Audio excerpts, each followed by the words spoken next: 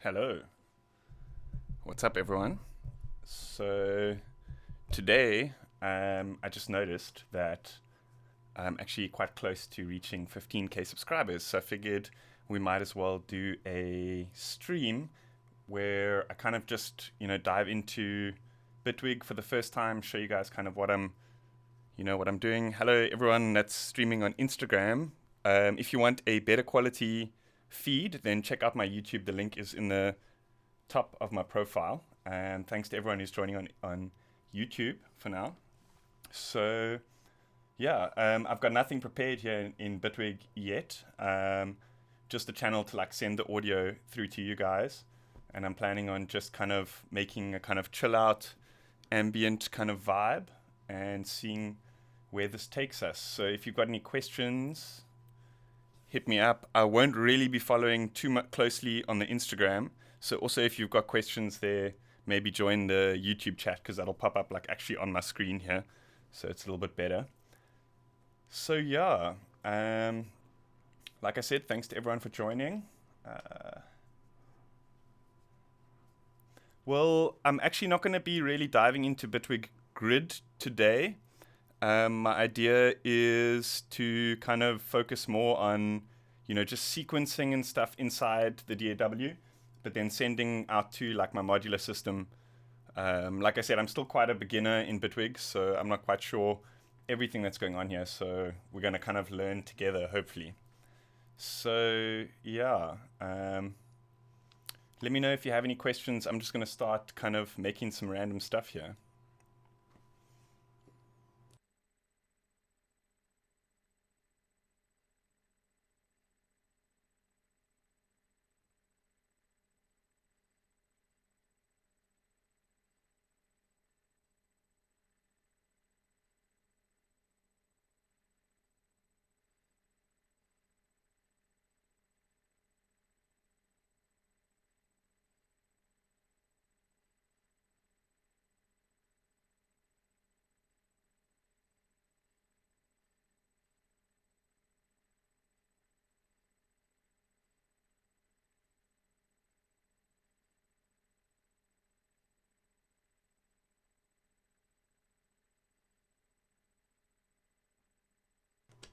I'm just trying to, yeah, I know there's no sound. I'm just trying to figure out,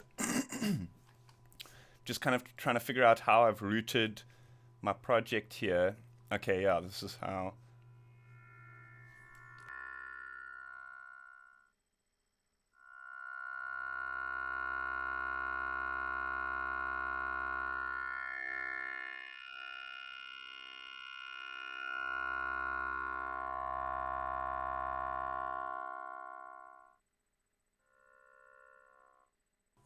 So one of the cool things about Bitwig that I've picked up is that it kind of deals with each hardware instrument individually per track. So I can, for example, choose if I want to send MIDI clock, etc., which outputs are receiving MIDI clock and stuff like that. Whereas that's kind of something that I struggled with a little bit in Ableton. I think this chat might be a little bit small. I'm going to see if I can make this a bit bigger here. I'm struggling to read that.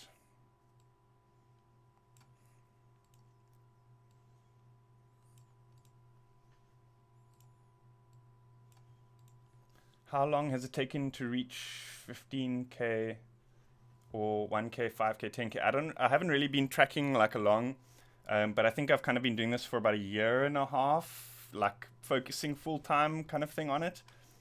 So yeah, about a year and a half so far. But yeah, let me just make some sounds so that we've got something to kind of like default to in the sort of quiet time, just so you guys don't get too bored. And again, everyone is tuning in on Instagram. You might want to check out my YouTube. There's a higher quality feed for audio and video and all sorts.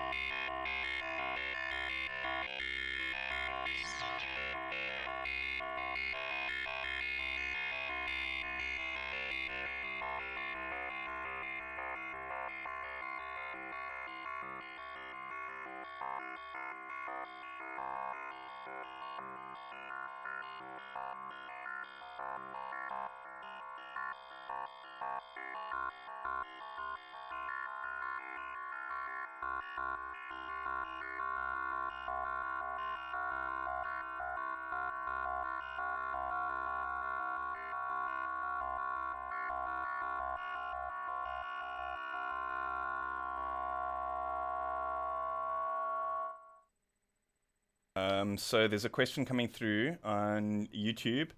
I know it's a difficult question, but I don't have any shops nearby to listen to the reference monitors. Do you know anything about the Mackie MR5 and the Yamaha HS5? It's a difficult one because monitors are incredibly how can I say? I think this is pointing the wrong direction. Monitors are an incredibly kind of personal choice. So I know a lot of people rave about the Yamahas, but I would kind of suggest maybe waiting a bit and investing on 6.5-inch monitors as opposed to 5-inch monitors. Just because, especially if you plan on doing like dance music and trance and psytrance, where it's like quite bass heavy music, you're going to really miss those sub frequencies that are lacking on the 5-inch monitors. So I definitely suggest going for like 6.5, and if you've got a big room, then 8-inch monitors definitely is the way to go. But I know that out of those two, I would say the Yamahas are probably more sought after. But again, it's something that's like completely personal. I would probably say wait up on that purchase until you can afford like a 6-inch or something like that, like the Yamaha HS7s. They're really, really good monitors as well.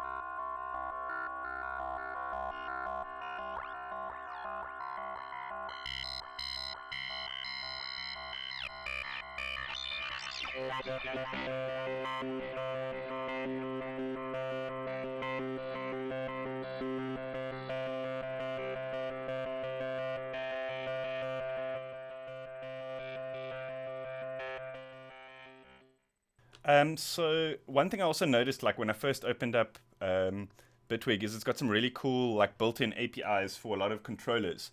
Um, and Ableton didn't seem to work. Like I know it works with the the Ableton Push, but I wasn't able to get like a sort of step sequencer kind of grid going on my launch pad. And when I opened up Bitwig, I figured out that they've actually got that.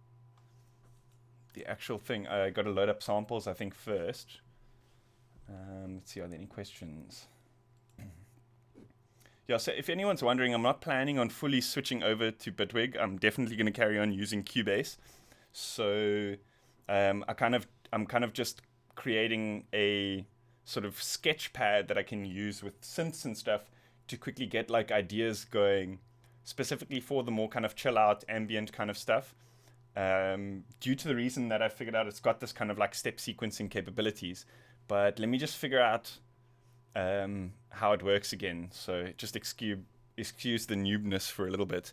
Anybody who's tuning in on Instagram, you may want to check out the feed on YouTube. There's much higher resolution audio and video as well. Anyway.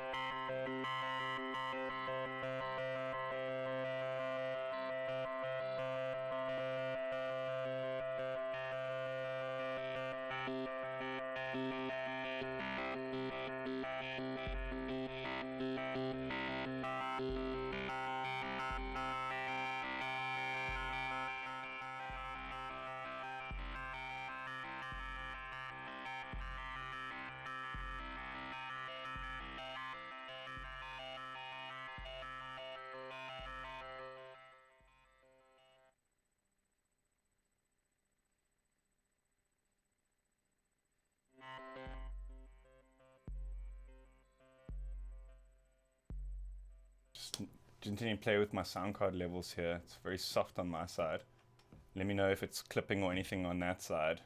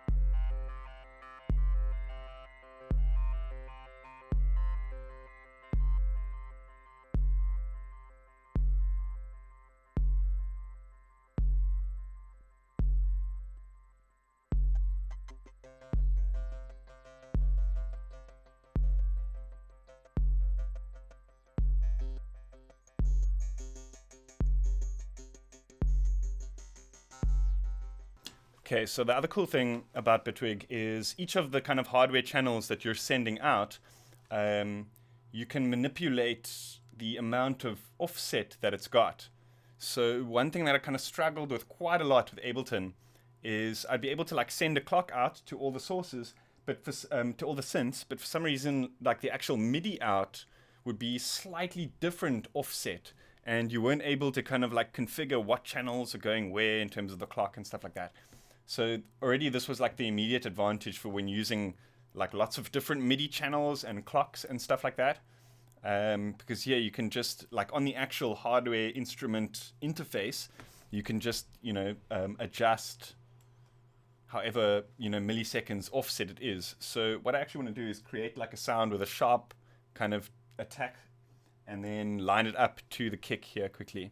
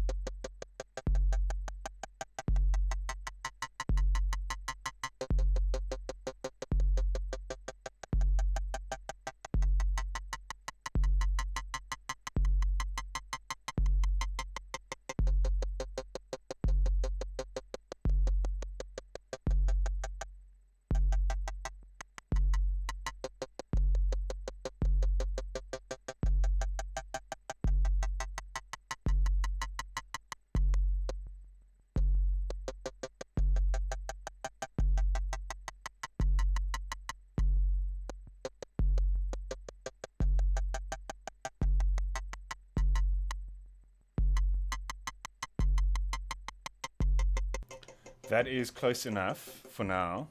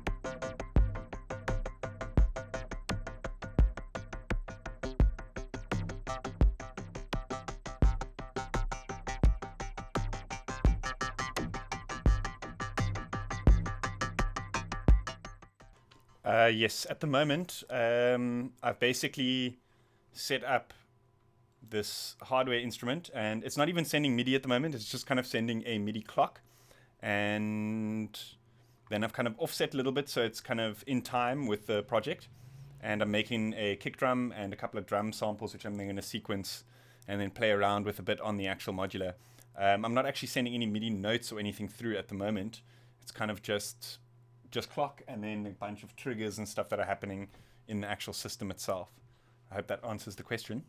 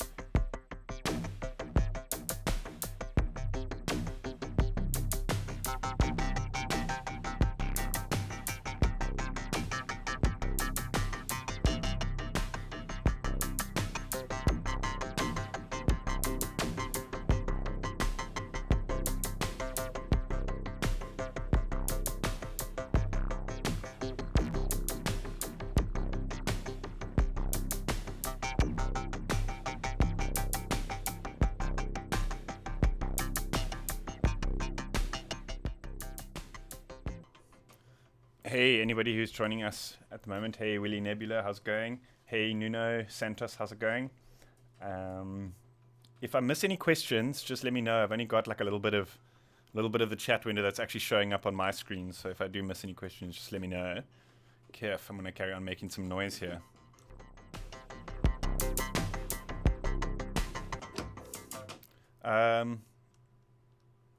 So I'm not sure if the mic was actually on there. Hello to anybody joining us. what was I going to say? So, if you've got any questions, just let me know. I can only really see like a little bit of the actual chat window. So if I miss any questions, just hit me up again.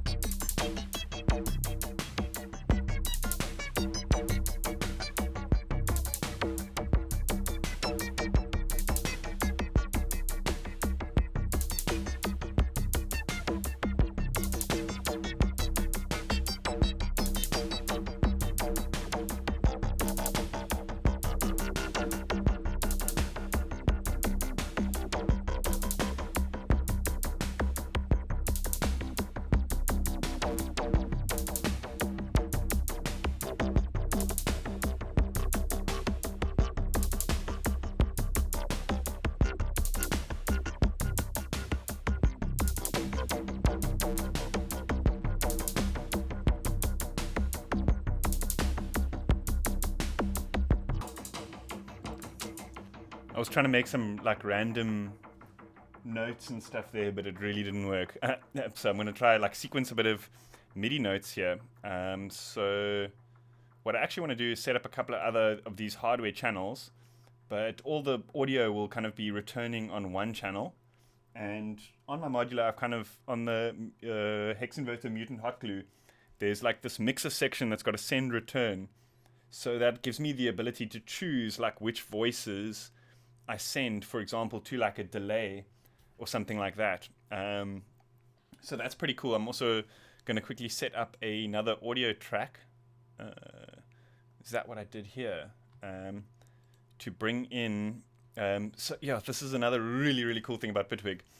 Okay, so Cubase has it, but like in a live environment, I think it's a lot more kind of helpful because you're able to name your inputs and outputs depending on what they're actually plugged into. You don't have to remember like, oh, 1 and 2 translates to ADAT, this and that, and all that. Oh wait, there's some stuff happening in the comments here. Am I with a label? I'm independent at the moment. I'm kind of just focusing on my YouTube, focusing on teaching people. I mean, I am putting out music, but it's kind of just on Bandcamp, you know, when I've finished, and, you know, trying to create music like live, I think, as opposed to releasing tracks, because I kind of get stuck in the kind of editing and mixing, and I never really release songs, if that makes sense. So I find it's a lot more easier to kind of like, it's a lot more of a creative release to just make stuff on the fly and put it out there, because I'm kind of taking my like over decisiveness out of that. Like that factor is now not there anymore. Anyway, so I think this is modular effects send. So then what I want to do is I actually want to drag this delay onto here and then enable this and then send this to like my master channel. Now I should be able to send individual channels through to this effect. I'll post a link to my Bandcamp, maybe just when the video does get uploaded, maybe just make a comment, and then I will post my Bandcamp link there, if I don't remember to put it in the actual description of the video itself.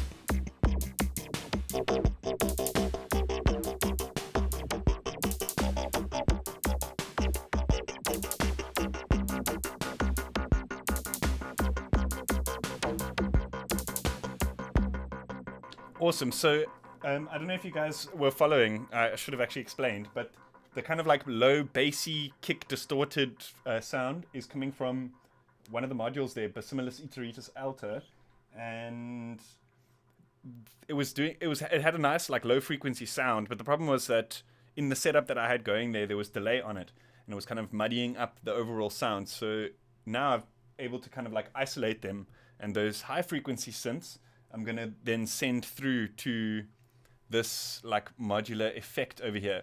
But check this out. This is a really cool trick which I figured out as well.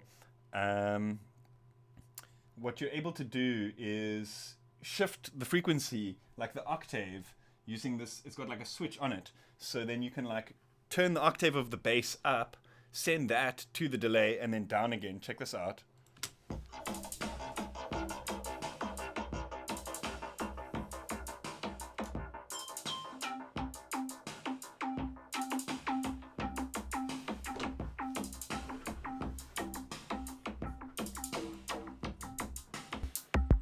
Oh wait, I should turn the audio on for that.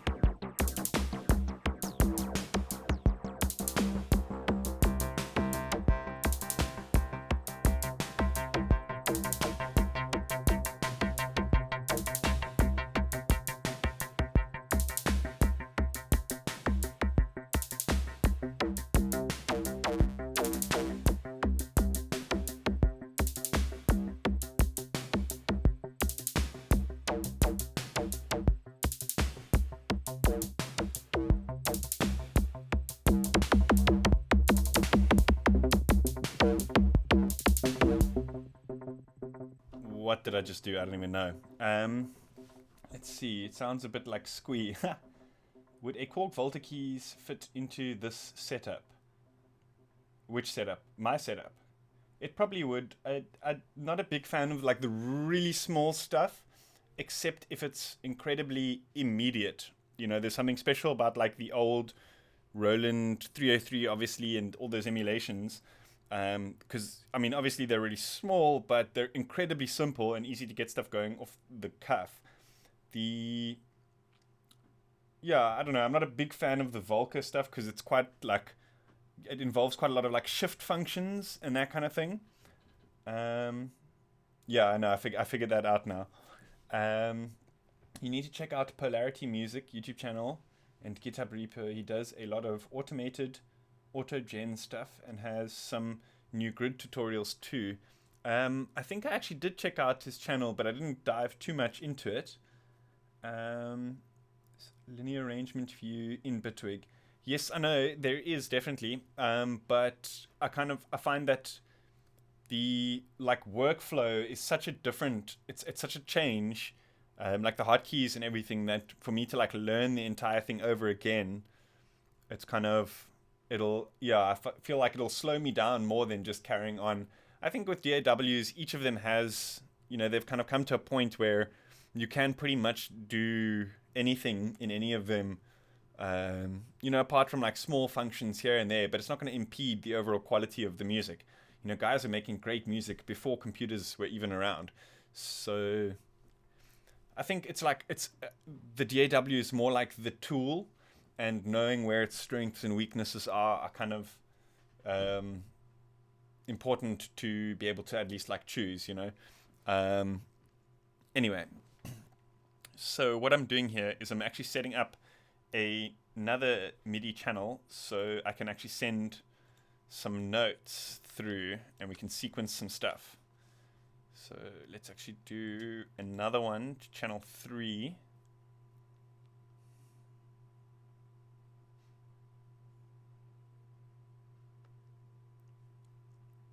Yeah, that was the other huge benefit, because basically what would happen is I would spend hours creating an Ableton project, we'll close the door, like turn off my computer, then come back the next day based on, I don't know, plug-in delays and all sorts of stuff like that. And specifically the fact that like, I like to work in quite a few different tempos.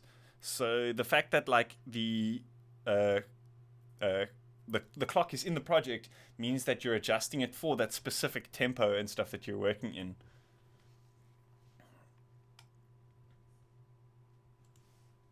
Yeah, I would definitely enjoy creating my own devices, but I think for me, like I've actually tried to learn like creating plugins and stuff, and it wasn't all that successful. So I think I've got ideas that I could maybe get other people that are more knowledgeable than myself to employ and stuff. So I think that's kind of my strength, is like the ideas and that, rather than the actual execution, because I suck at seeing things through. But anyway.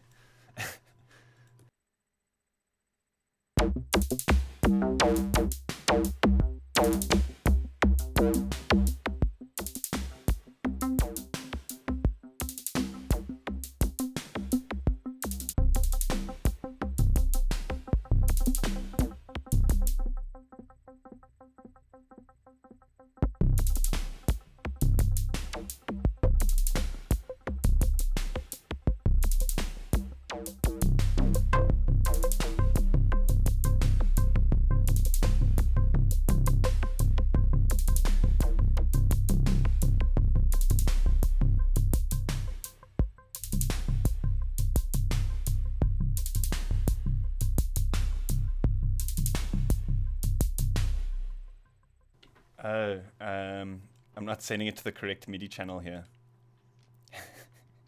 Sorry. I'm still learning, guys.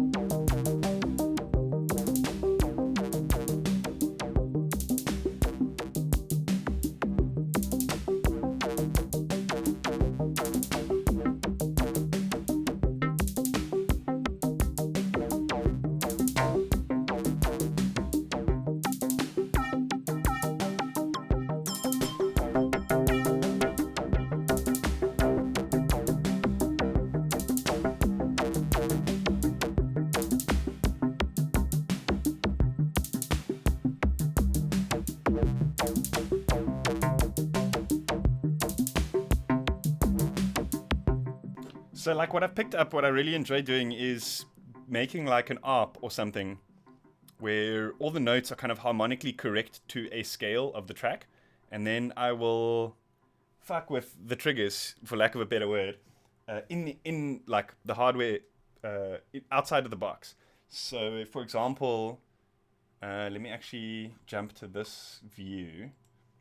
If you guys can see this guy, the Euclidean circles, that's got like these orange and pink kind of steps.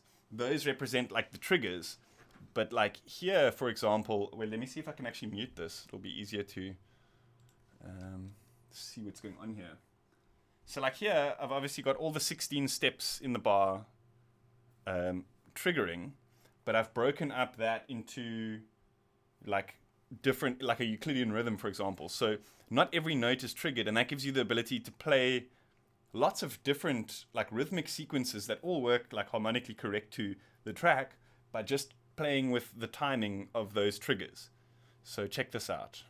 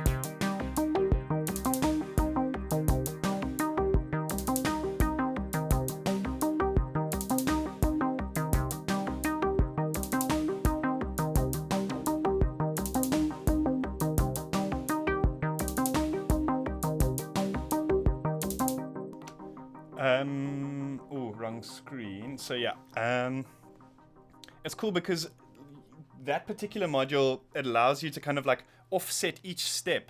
So you press in the knob and it like sets it to a different mode. And there's 3 modes. The one mode, the knob basically controls like how many. If you haven't seen my video on Euclidean rhythms, I've actually discovered that technique using this module. So the first mode basically determines how many beats you have in your bar. The second mode determines, I believe, how many steps you've got in the bar. So it's like, that's how you do polyrhythms and that kind of thing. And the third mode is the offset. So that can like offset by a certain amount of steps or something like that. So it's actually very cool to do stuff like polyrhythmic stuff, because you're able to create like a different reset time on each of those circles. So that one module can get 3 like polyrhythmic patterns going, which is pretty cool. That's actually how that lead is being created. So if you have another look, let me actually go back to that screen. you can see there's some of those LEDs are off. So these are like, that's how long each of these bars is. The top one is actually controlling the basimilis iterethus altus, or alta, and that's what's creating that kind of like baseline sound, but it's tuned to a static pitch. So I can actually change the groove of the bass, also live on the fly, but it'll always kind of be harmonically correct to that, to the MIDI that I've already programmed, if that makes sense. I need to get a refill quick, so I'm going to let this loop for a few minutes while I run. I'll be back just now.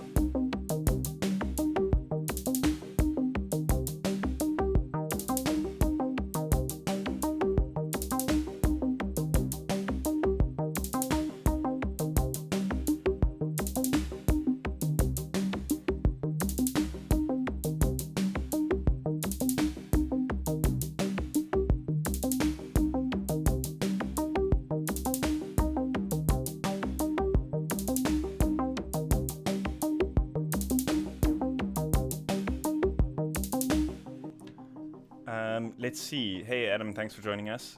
Woo, almost $300 for that one module. Which module? That sequencer that I was talking about, because you can actually get it as like a DIY package for much cheaper. And there are... Have you ever been to Modem Festival? No, I have not, unfortunately. I do really want to go. I haven't actually been to Europe before. It'd be really cool to visit one day. Yeah, you can actually buy it as a DIY package along with like a lot of other Eurorack modules, something that you actually don't see like from outside of the modular scene. Not very many people actually talk about how easy it is to actually DIY the stuff. Obviously, like the more complex stuff, like the mutable instruments stuff, is obviously a lot harder. It uses much more difficult components to kind of use. I'm obviously just compounding this into something much easier for people to understand. But yeah, Euclidean circles, I mean, it was damn cheap. I don't remember how much, but for the DIY package, it really cost me nothing at all compared to the amount of use that I've actually got out of it. But yeah, you can actually, like, there's so much like open source stuff which you can like copy and create from scratch, or you can buy packages. There's so much DIY stuff available for the modular scene. It's actually quite incredible to learn and stuff.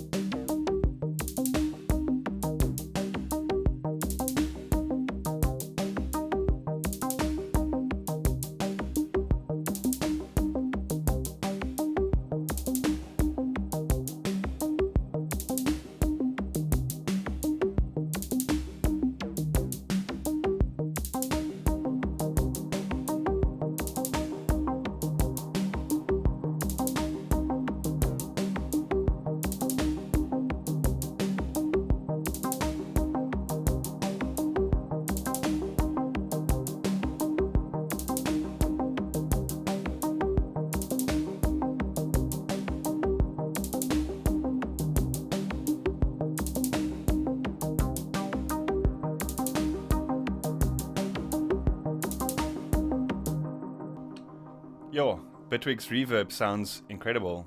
I really like this.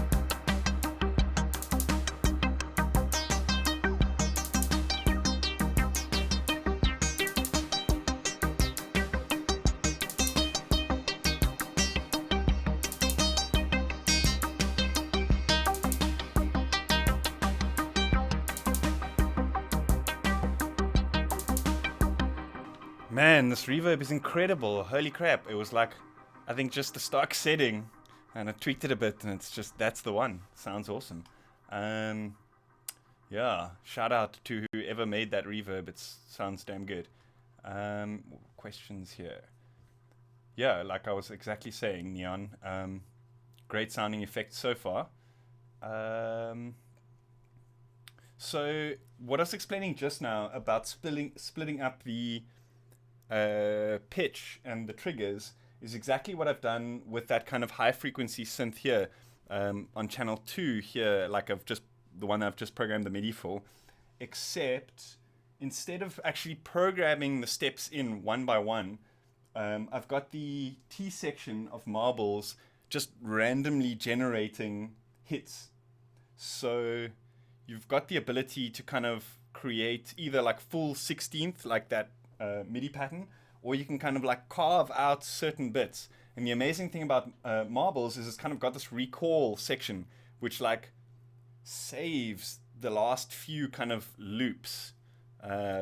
It's hard to explain, but I'll show you. Let me switch to that screen and I'll show you with like just this sound quickly. It's damn cool.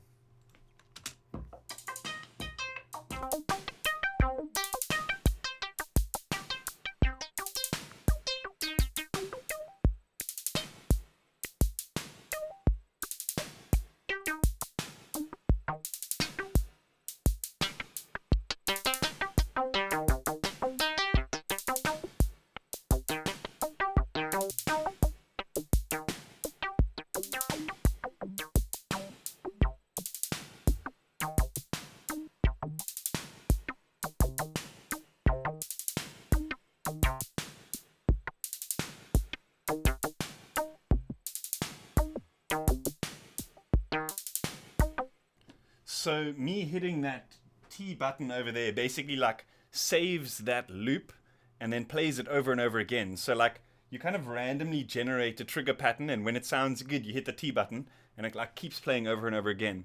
And that system works the same with a CV generating section, just for anybody who's interested in marbles anyway. So that's pretty cool. You've just like randomly created a trigger.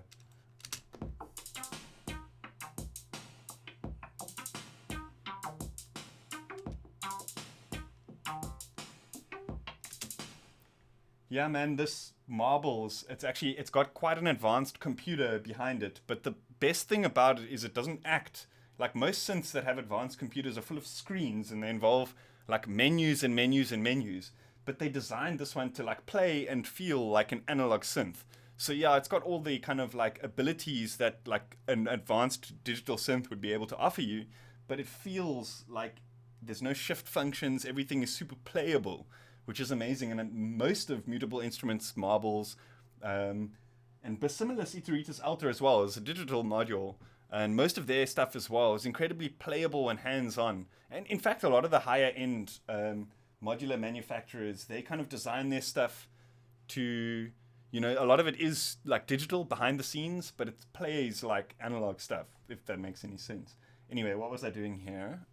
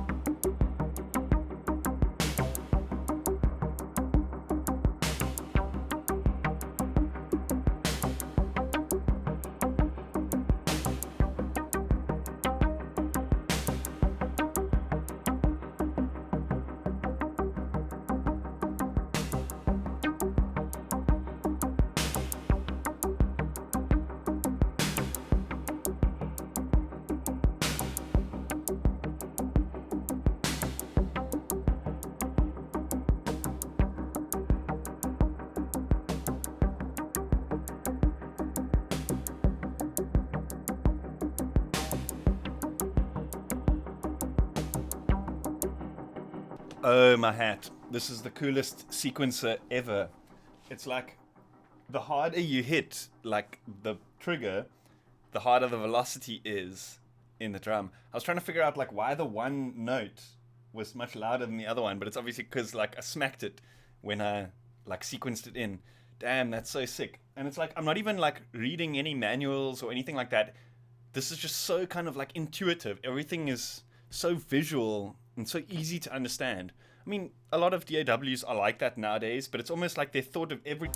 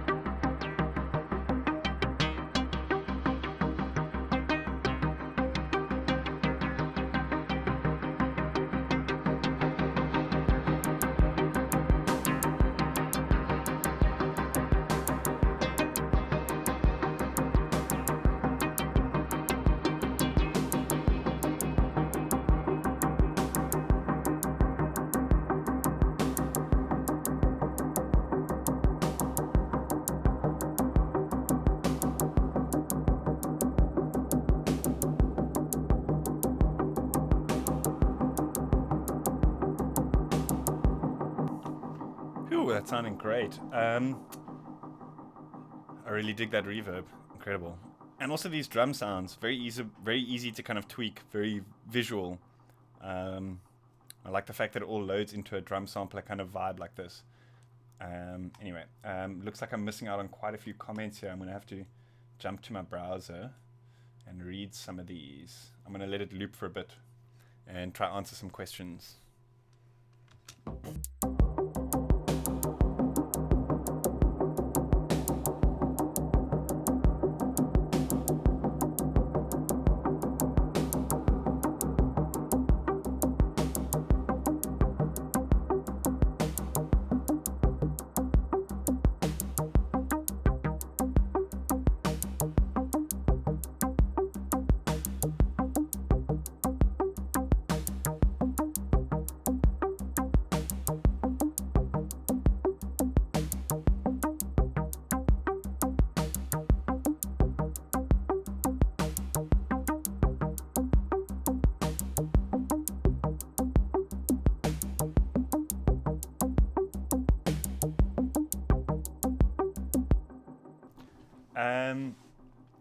Regarding what Neon said, I think I find it a lot easier to approach like ambient and like chill out and Sybient and that kind of thing on a modular synthesizer, because you're able to do things outside of the boundaries of what like a computer generally offers you. You know, most DAWs are very much confined within grids and like notes and stuff like that. Whereas with modular synthesizers, a lot of the time, the stuff kind of pushes you to do things differently. You know, the modules don't come pre-patched. So, you know, you learn things by plugging some stuff into new stuff. And often it creates like random stuff and maybe not so good stuff. But for ambient, it's cool to, you know, something like Wogglebug and Marbles together. They're both kind of like random generators.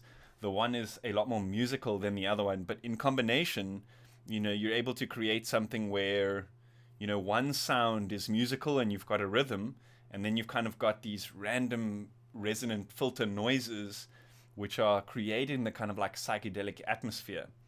Whereas to create something like that, like in the box, you know, you're not really set up to create. Obviously, there are plugins and stuff that do that. But I think a lot more guys, like, when they start doing the modular stuff, they start creating weirder sounds. So, like, even more mainstream guys that I watch getting into modular synthesizers, their music very much takes a psychedelic turn. Because I think a lot of the stuff, I don't know if you guys know the whole story of Buchla synthesizers. He's one of the kind of forefathers. I wouldn't say there was a couple of companies, but Buchla was one of the kind of like great modular figureheads of the early days, and he was very much a psychonaut. And I'm sure some of you guys have seen that kind of like article that's going around about stuff hidden in his modules and whatever. So a lot of the designs are sort of inspired by the weird stuff that he used to create. But anyway, I hope that answers that question. The drum machine is another thing I love about Bitwig. However, I wish they'd followed my advice and represented it as a track stack in Arranger. Could have put each drum to its own track. Oh, but isn't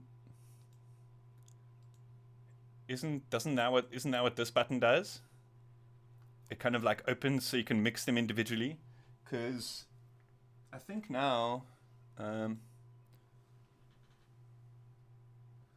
I don't know if it splits it on the controller.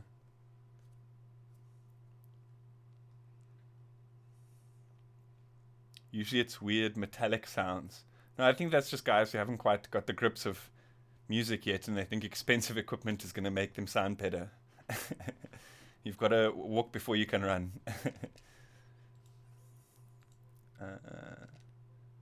What's your thoughts on standard VCOs versus wavetable VCOs? I guess it depends what you want. You know, analog VCOs are always going to be slightly unstable. So unless you've got like a really high-end one, it's not going to be the kind of thing that you're going to want to create FM sounds with and stuff. Because with FM, you generally want stuff that's kind of like relevant in terms of like the pitch of the two oscillators. So with stuff like that, digital oscillators does have a bit of a kind of upper hand. But the cool thing about digital modules is, or oscillators specifically, is they often offer you a lot more versatility. So for a smaller system, you're able to get a lot more out of a single wavetable oscillator than you are out of a sort of single basic analog oscillator. And I mean, I might be wrong, and I'll probably somebody will probably want to argue with me about this, but I personally don't think the difference between digital and analog is as apparent on the oscillator side of things.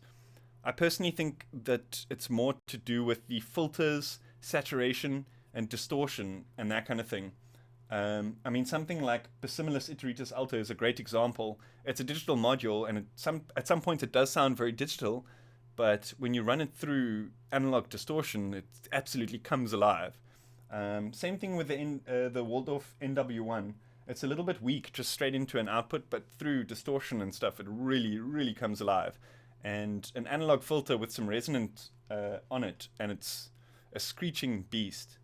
So I think, I personally prefer the versatility of digital oscillators. I mean, if you've been watching my Serum videos and stuff, you probably know I'm a big fan of wavetables because you can almost do anything. You can, for example, create an FM sound and load it in as a wavetable. So therefore, negating having to have another oscillator or something like that. So very, very versatile. But yeah, anyway, I think I'm way overcomplicating that question.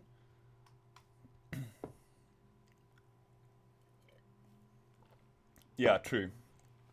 True, you're right about the drums automation there.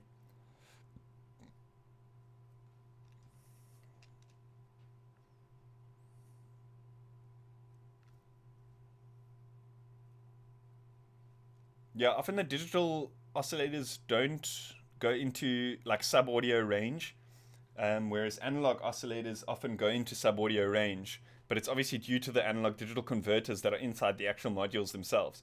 So, unless I'm wrong, but I haven't really seen many digital modules that have the ability to go all the way down into like LFO range, whereas almost every analog oscillator on the market, you can tune it all the way down and use it as an LFO.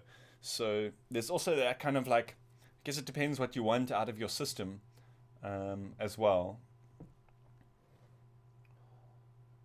Basic waves as carriers and stuff where you won't necessarily hear them. Yeah, absolutely. So stuff like sine waves and stuff are very helpful, like I said, for LFOs and that kind of thing.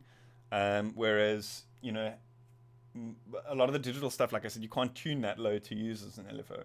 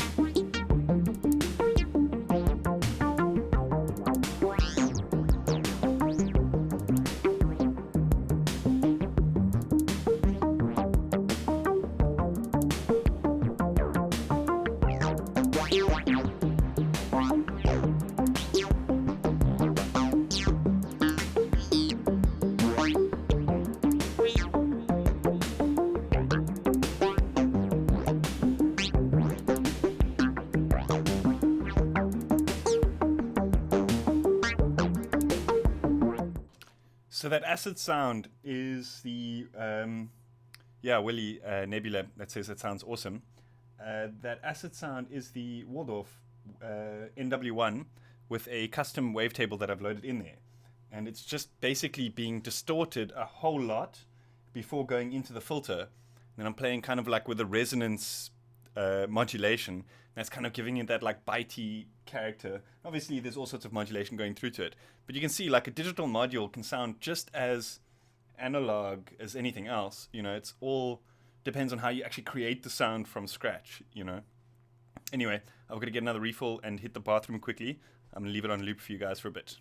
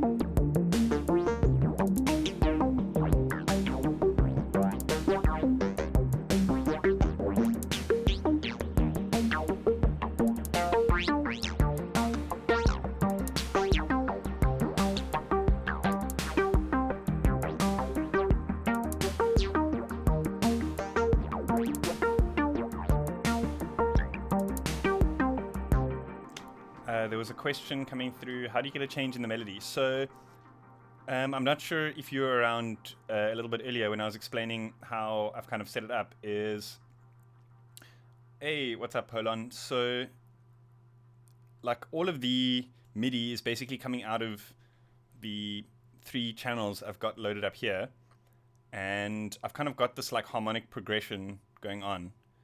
where all the notes that are happening are in the scale, and then I'm basically dividing triggers in the actual modular world. So all the notes that are going to hit when they do hit are all going to be correct in the scale, but I'm able to change like the rhythms and change like the placement of where those triggers are, and those are going to hit like different notes.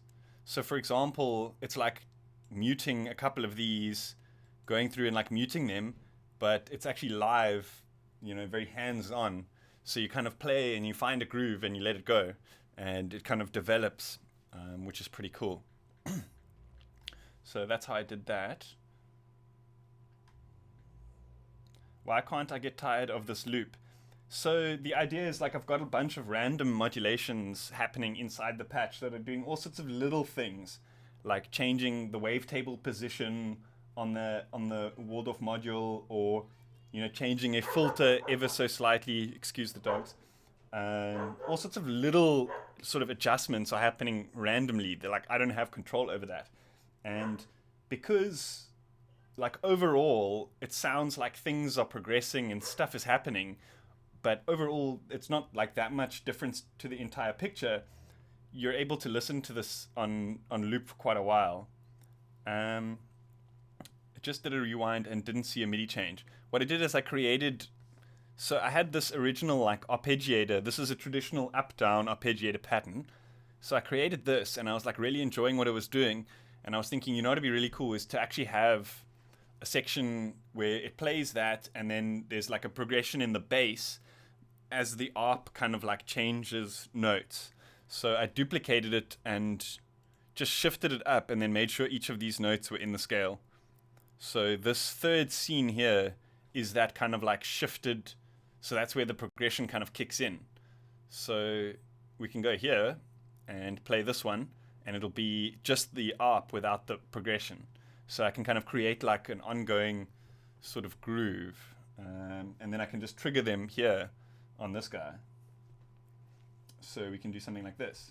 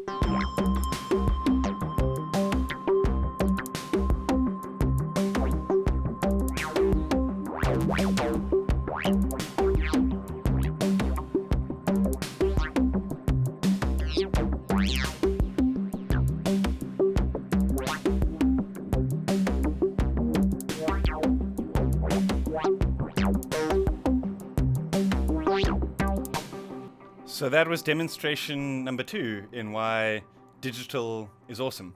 That was Basimilis, that like low, distorted, like almost dubsteppy kind of bass, kick bass sound. That was Basimilis running through the distortion in the Mutant Hot Glue. It's obviously what I'm doing is like I'm bypassing that distortion from the actual output and running it like in line with the input. And I mean, it sounds huge. It doesn't sound very digital to me. So yeah, I guess it's like it depends on what you want. You know, if you want like simple but good sound, then an analog oscillator will be great. But if you want versatility in a small space, then I like digital oscillators. But it's good to always have like an extra one. Like there's something I'm planning, but I don't want to say too much now. But yeah, anyway, I'm gonna carry on just playing around here. Let me know if you guys have any comments and stuff. Wait, what's this? Can you custom map keys in Bitwig? How do you mean custom map keys? Do you mean to different scales and such? Because I believe there's a mode like if you choose, so there's like a scales mode and then you've got like the chromatic mode. So I guess it depends like what's loaded in the actual device, if that makes sense. Okay, cool. Back to noise making.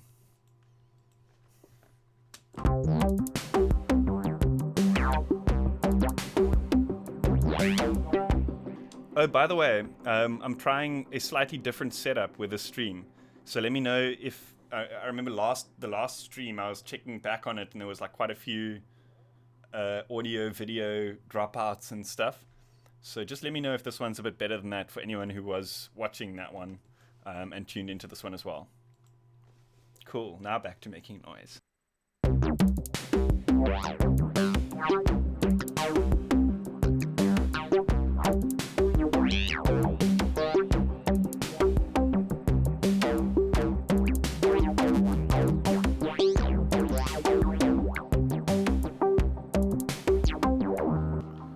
Which one is mutable frames? I don't think I'm very familiar with that one actually. I don't think that one's in VCV rack, so I haven't actually used that one.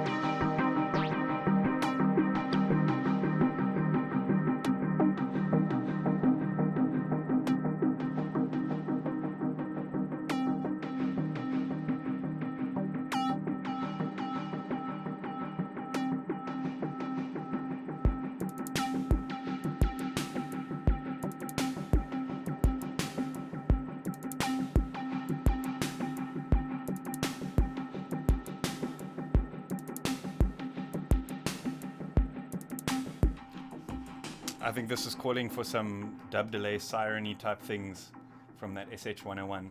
VCA attenuator mixer offset memory thing. I think it's going to be my new go-to VCA. Frames. I don't actually remember that one. I think I do, but I haven't actually used it. It was super confusing at first.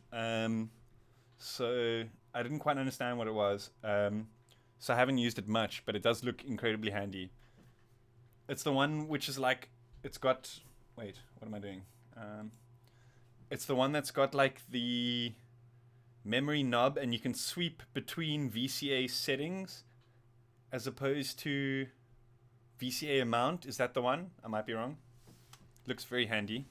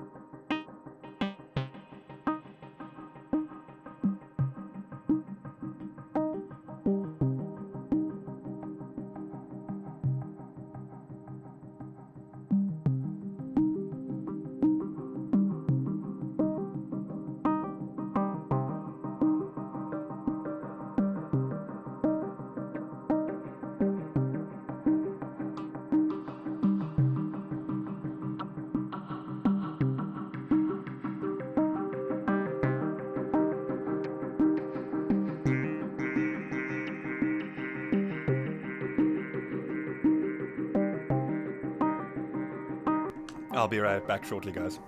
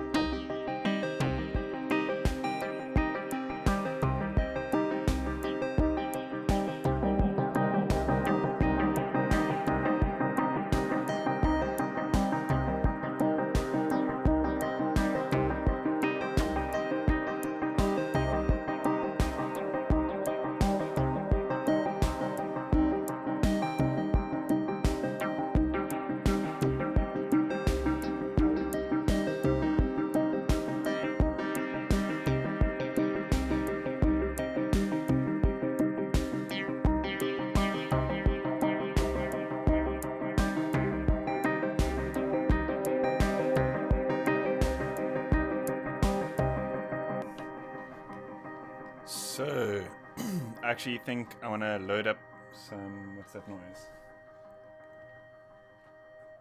I want to load up some samples in here. I think that could be pretty fun. So, where's the thing?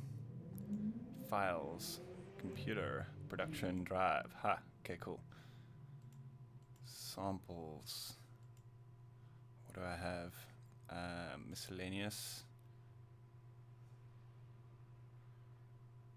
Percussion. Yes, bongos and stuff. Could be pretty cool.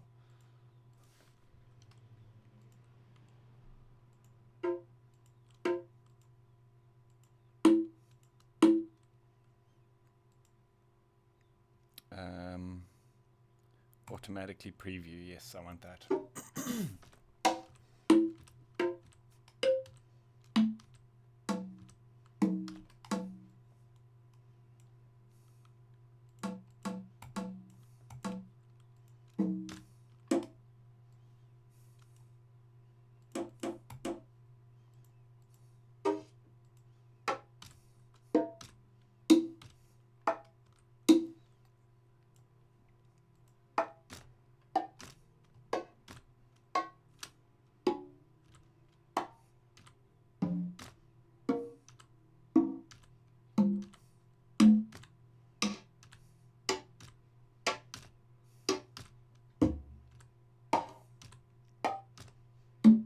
If anyone's wondering, I think these samples are from the Thomas Penton Essentials. You can get it on Loop Cloud, if I'm not mistaken.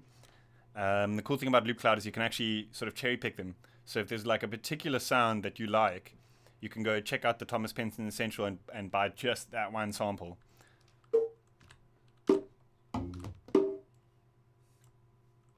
Cool, that should be good for now. Let's play around with this.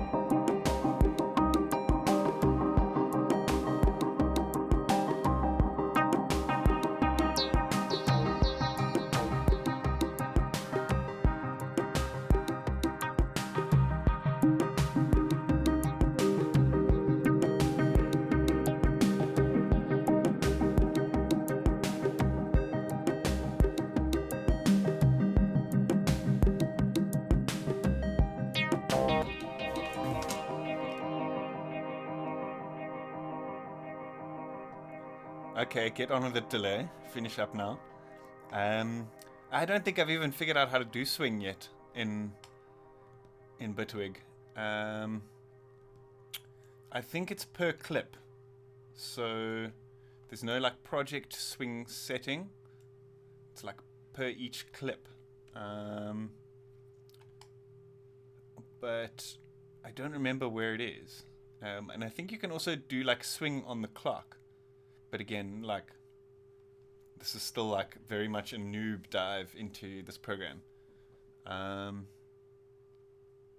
Yeah, I don't know. Polyrhythmic, yeah, there's sort of polyrhythmic stuff happening. There's a couple of different, well, I guess it's more polymetric. It's like different meters as opposed to different like time signatures, but it's essentially the same thing for lack of a better word.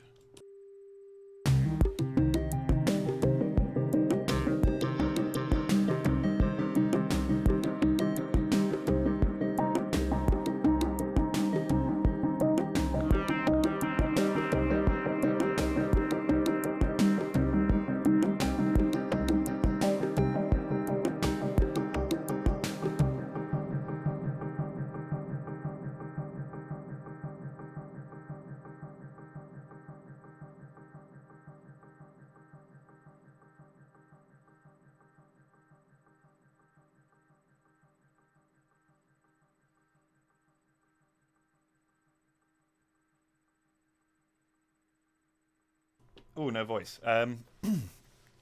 So here's the swing. Alexandre Beek. I don't know how to pronounce that surname, but he saves the day. And then another question: how are the instruments inside of Bitwig? Do you feel built-in instruments has potential for making psi bassline, for example? Psi bassline's just a saw wave. I mean, you can pretty much make it with most plugins. But I'd imagine they do. I haven't even started digging into the actual instruments themselves in Bitwig. But for example, even just the yes, there we go, perfect. Even just the like the reverb inside here, like I'm already just blown away. It sounds awesome. It's the actual stock reverb that's doing like a lot of the reverb, obviously in this project.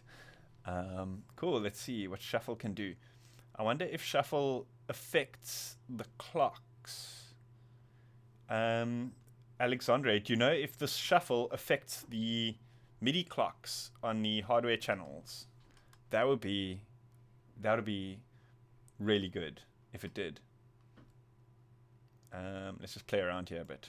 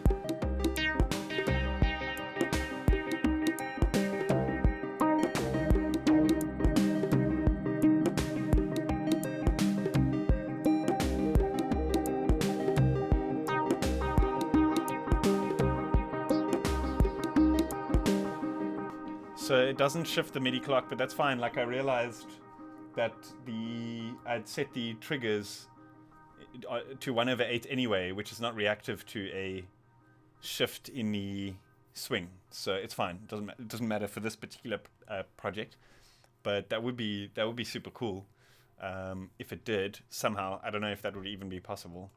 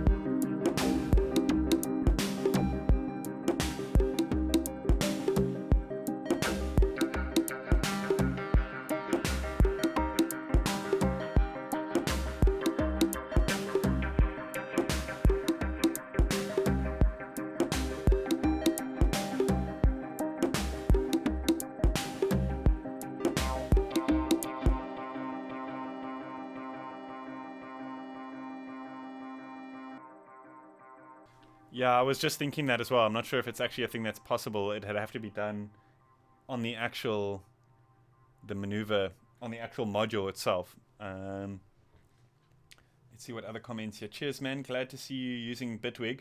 Trying to use Bitwig. I'm getting, I'm mostly getting pointers from the comments here, but I'm trying.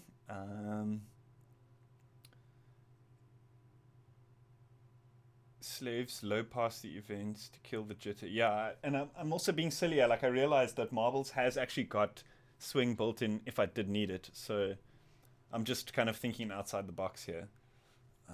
Absolutely the best. Yeah, I'm having a lot of fun here, and it's actually incredibly like easy for myself. Like I'm so used to the whole Cubase workflow. I always found, I'm going to compare it to Ableton again because it's obviously like the easy comparison because they're quite similar in the approach. But I never found myself making anything that I thought was great in Ableton because I always hit a kind of block with the way that it works with the equipment that I've got. And I obviously don't want to go out and buy an Ableton push because I've got stuff already and all that. And I mean, I just found like mappings online that automatically just made like all my controllers, everything works. I've actually got this guy out again. If you saw my like studio tour video, you'd have seen that I was keeping that guy spare, like just in case. But because it's so intuitive and like the way that like it maps up and actually gives you so many more controls than like what the thing was originally designed for, like settings within the actual Bitwig menu itself, that I've actually pulled it out so I can control like other synths on the side while the one at the bottom is doing like my main DAW type stuff, like mixing and that kind of stuff. Apparently brain cells recommend this DAW. Maybe it's time to transition from Reason. Looking forward to watching more of this live stream. Yeah, I know he does use it as far as I remember. The thing is, like for me, I think like whichever DAW you use, it's not really going to affect the overall like product. It's more about how efficient the actual workflow is. And for my sort of regular Psytrance production, I find there's so many like little tricks that I use that increase my workflow, that to learn that all over again, like despite the hotkeys and stuff, just like all the little things, it would be such a, I would be starting again from zero. But my plan is to use Bitwig as like a live performance environment, as well as like a sort of ambient sketch pad. So, for example, like this idea, like I'm really liking where it's going to go. So what I'll probably end up doing is just hitting, like when I'm done with the stream, obviously, just hit record and bounce out like a couple of stems, then throw those into Cubase and do like a mix. Because obviously I'm like much more comfortable with that anyway.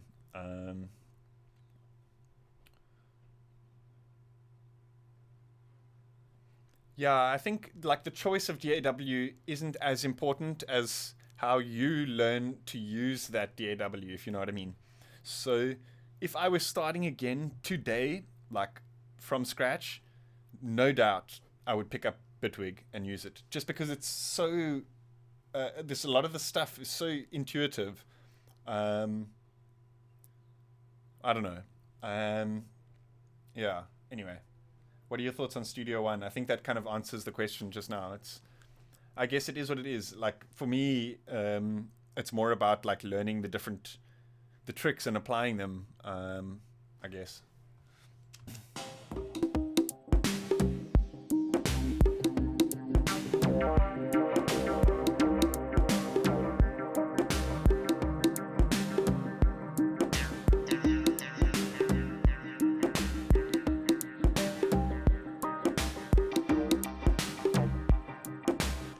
Yeah, so actually that kind of reminds me what Jasper said there. That kind of reminds me what I was trying to say, and my mind couldn't quite get to it, is the reason I really enjoy Bitwig is it allows me to focus on that stuff.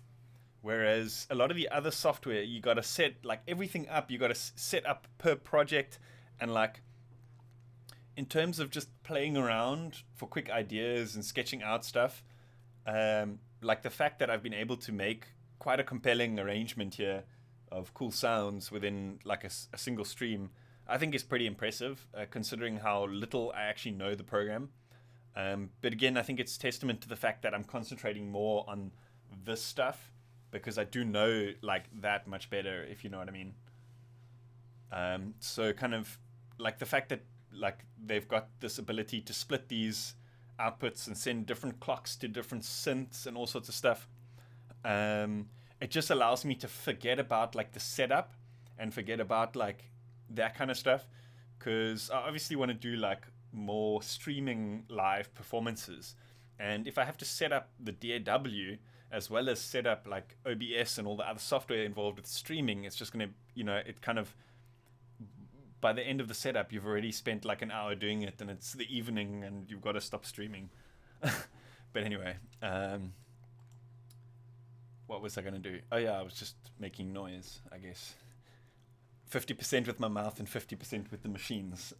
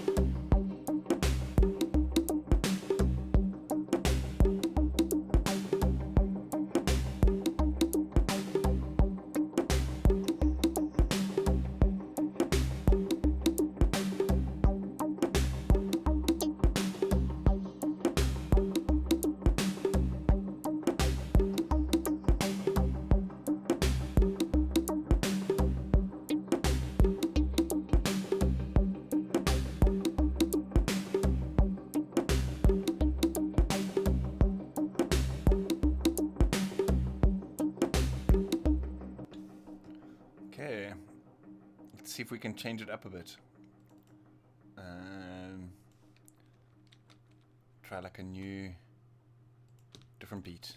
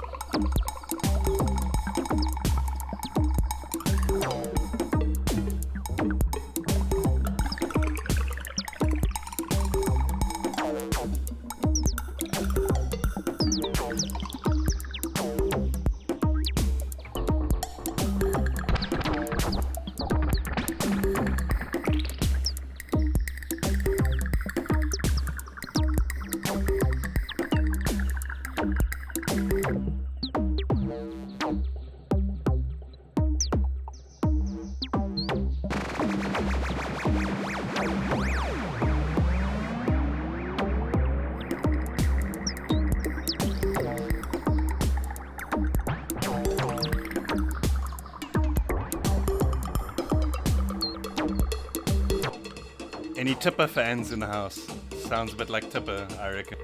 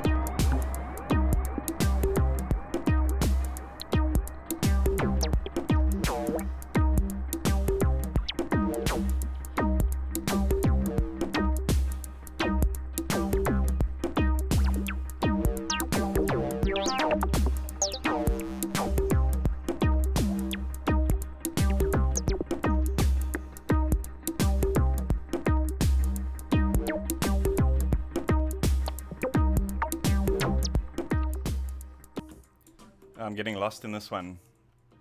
I think I'm going to call it a day. It's getting pretty late. I got a few more things that I got to do today. So if there's any more questions, I think I might have missed some. So if there's any questions, let me know. We need more tutorials on this kind of stuff. It helps with atmospherics. For psi also.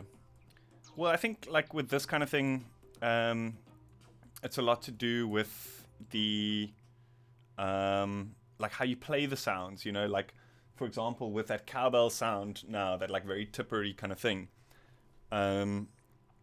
you can't really do that with like automation and that kind of thing. You really have to actually play those knobs and stuff like that. So I actually did do a tutorial, it's the one I posted last week I think, which is a similar kind of thing, more towards like Goa and psytrance type of stuff. But yeah, I am planning on doing a couple more tutorials on the more atmospherics, ambience, psychill, that kind of stuff as well. But yeah.